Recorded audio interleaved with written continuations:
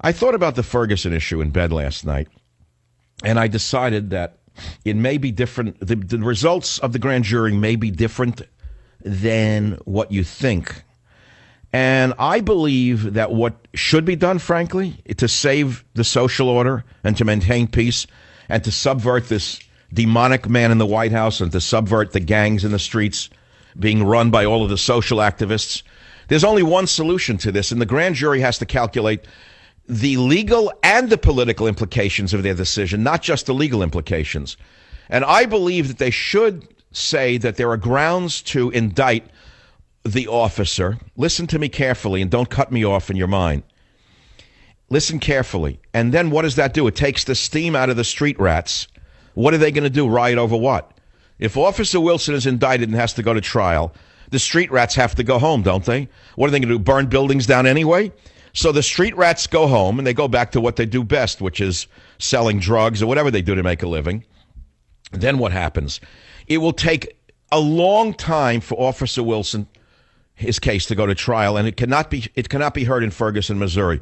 In fact, it can't even be heard in Missouri. It would have to be heard out of state because of the tainted nature of the potential jury pool. It would have to be heard in North Dakota or South Dakota in another state a year and a half from now, in which time he will get a fair trial. And I can guarantee you that the vermin in the street will not be there during the trial.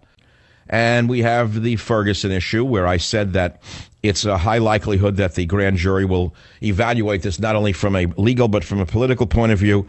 And in order to save the peace of the nation, since we have thugs like Al Sharpton threatening, quote, nonviolent demonstrations throughout America, and we have other addicts of various types and students with nothing to do, it would be smart to say, yes, there are grounds to indict Officer Wilson, although very, very minor grounds. We think it's fair to have a trial, and then have the trial a year and a half from now out of state, because he cannot get a jury of his peers in that state. It would have to be tried in an adjacent state amongst a jury of his peers, which should be at least 50% police officers, white police officers. I'll be right back.